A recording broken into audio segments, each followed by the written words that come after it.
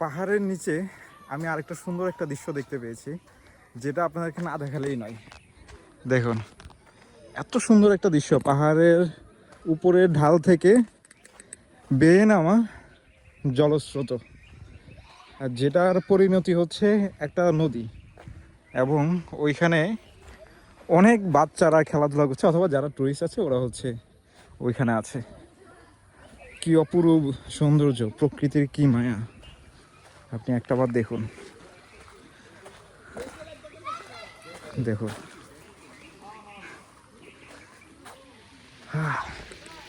এই সৌন্দর্য, এই সৌন্দর্য আপনি কোথায় দেখতে পারবেন? তো সৌন্দর্য দেখতে হলেও প্রেশারের মধ্যে থেকেও 6 মাসে একবার হলেও আপনার ঘুরতে যাওয়া উচিত, অন্তত একদিনের জন্য হলেও ঘুরতে যাওয়া উচিত। ওয়াও।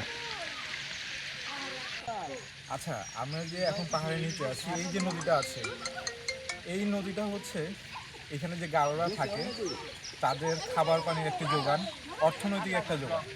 যদি বলি কিভাবে, একটু সামনে আসো, আমি একটু দেখাই। এই যে এটা, এই গর্ত করে রাখা হয়েছে, এটা কিন্তু খাবার পানির জন্য।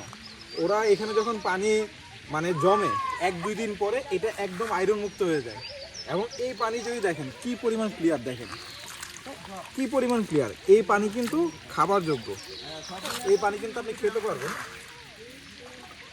আসলে খেতে পারবেন। আর এখান থেকে পাহাড়ের উপর থেকে বিভিন্ন ধরনের কয়লা, কাঠ এগুলো হচ্ছে ভেসে আসে, যারা হচ্ছে গারোরা হচ্ছে সংগ্রহ করার পর ওইগুলো হচ্ছে মার্কেটে বিক্রি করে। আর এইভাবে অনেক অনেক গারো পরিবারের জীবন জীবিকা চলমান রয়েছে।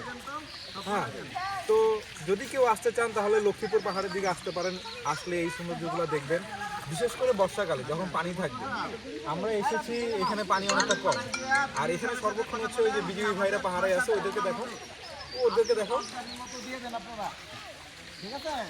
তো এখানে সব সময় সুরক্ষা থাকে, এখানে সবাই সুরক্ষা দেওয়ার জন্য আপনাকে থাকবে, সমস্যা নেই। তো যারা আসতে চান সবাই চলে আসুন, ধন্যবাদ।